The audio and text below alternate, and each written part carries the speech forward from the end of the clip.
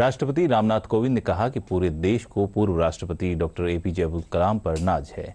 आज नई दिल्ली में एपीजे अब्दुल कलाम स्मृति व्याख्यान में अपने संबोधन में राष्ट्रपति रामनाथ कोविंद ने कहा कि अब्दुल कलाम भारत में इंडो इस्लामिक कल्चर की मिसाल थे। उन्होंने कहा कि देश में सभी को अब्दुल कलाम की आत्मकथा पढ़नी चाहिए।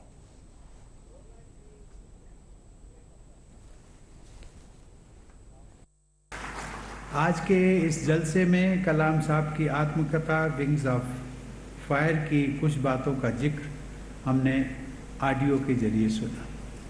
हालांकि कलाम साहब ने लिखा था कि उनके बाद उनकी कहानी खत्म हो जाएगी, लेकिन सच तो ये है कि उनकी कहानी कभी खत्म न होने वाली कहानी है।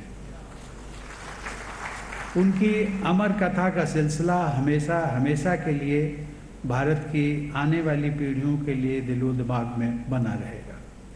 जैसा कि सभी जानते हैं कि कलाम साहब को बच्चों से बेहद लगाव था। वे स्कूली बच्चों से ख़ास तौर पर मिला करते थे। उन्हें यकीन था कि वो आने वाली पीढ़ियां भारत के स्वर्णिम भविष्य का निर्माण करेंगे। मुझे भी अपने देश की युवा पीढ़ी की काबिलियत और मेहनत पर पूरा भरोसा है। मैं ये भी मानता हूँ कि भारत की तरक्की में हमारी बेटियों की अहम भूमिका रहेगी। राष्ट्रपति होने के नाते मैं अनेक शिक्षण संस्थानों का विजिटर भी हूँ। मुझे ये देखने को मिला है कि लगभग सभी हायर एजुकेशनल इंस्टीट्यूट्स में हमारी बेटियाँ लड़कों के मुकाबले बेहतर प्रदर्शन करती हैं। पिछले महीने Indian institute of management Jammu के कन्वोकेशन में मैंने देखा कि सभी गोल्ड मेडल्स हमारी बेटियों ने ही जीते। इस साल के सिविल सर्विसेज के इम्तिहान में भी टॉप 3 पोजीशंस हमारी बेटियों ने ही हासिल की थी। हमारी बेटियों के आगे बढ़ते हुए ये कदम आने वाले भारत की सुनहरी तस्वीर पेश करते हैं।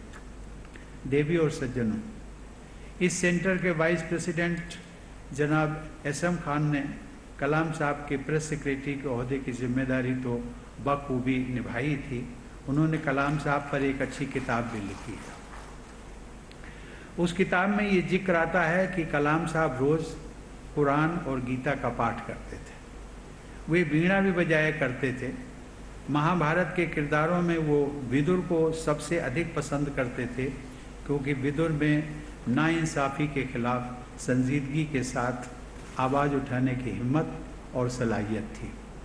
आज से एक हफ्ते बाद यानी 27 जुलाई के दिन हमारे देशवासी कलाम साहब की पुण्यतिथि के अवसर पर उनका सादर स्मरण भी करेंगे। 15 अक्टूबर के दिन उनकी जयंती मनाई जाती है। मैं चाहूँगा कि इस्लामिक सेंटर द्वारा कलाम साहब से जुड़ी इन तारीखों के दिन हर साल खासकर नौजवानों में विज्ञान की लोकप्रियता बढ़ाने के लिए प्रोग्राम किए जाएं।